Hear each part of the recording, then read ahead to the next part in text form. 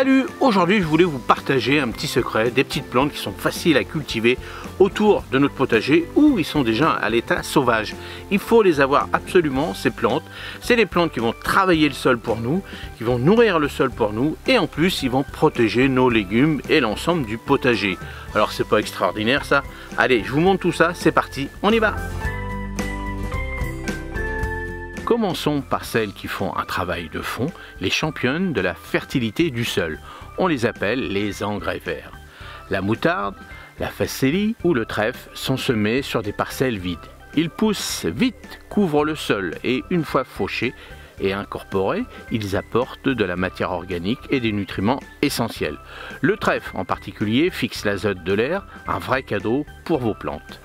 Ensuite, la star de la biomasse, la consoude. Regardez ses feuilles bourrées de potasse et d'oligo-éléments. Elle est parfaite pour faire du purin, un engrais liquide ultra efficace ou pour pailler directement au pied de vos légumes gourmands. Et l'ortie, oui, celle qui pique, mais c'est une alliée précieuse. Son purin est un excellent stimulateur de croissance et un fortifiant. Elle est aussi fantastique pour activer vos composts, lui donnant un coup de fouet azoté. Utiliser ces plantes, c'est s'assurer un sol vivant, riche et aéré, la base d'un potager réussi. Passons maintenant aux gardiennes du potager, celles qui protègent vos cultures des indésirables et attirent les précieux auxiliaires. L'œillet d'Inde et le souci sont des incontournables. Leurs racines repoussent certains nématodes et leurs fleurs attirent les pollinisateurs. Plantez-les au pied de vos tomates, c'est magique.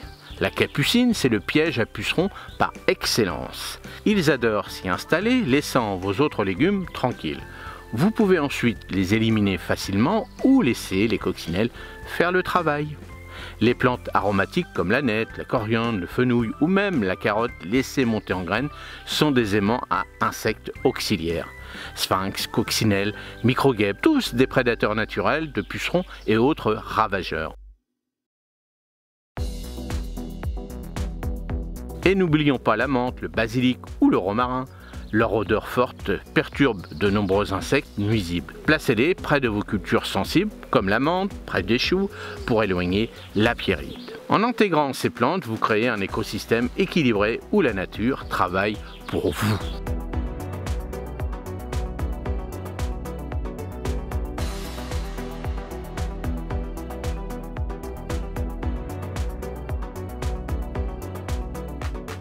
Alors j'espère que vous avez appris quelque chose. Vous avez vu, ces petites plantes sont très simples à cultiver ou ils sont déjà autour de votre jardin.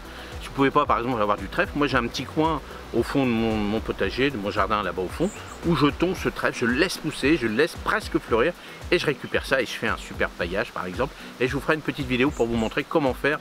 Soit on le laisse mûr, soit on le fait sécher. Est-ce que les deux sont bien? Et bien je vous montrerai une vidéo pour vous montrer la différence. Allez, j'espère que cette petite vidéo vous a plu. Laissez un petit pouce si vous aimez bien. Pour les non abonnés qui regardez cette vidéo, si elle vous a plu, abonnez-vous, ça c'est important.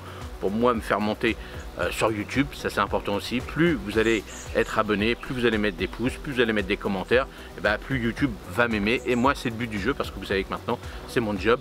Donc c'est très important. Je vous fais des vidéos gratuites et ben, vous avez juste à faire ça, c'est tout. Allez, à la prochaine. Et puis bien sûr, vous avez vu, 100 000 abonnés, c'est grâce aux abonnés, c'est grâce à vous. Et je vous en remercie encore une fois. Allez, à la prochaine. Salut, merci.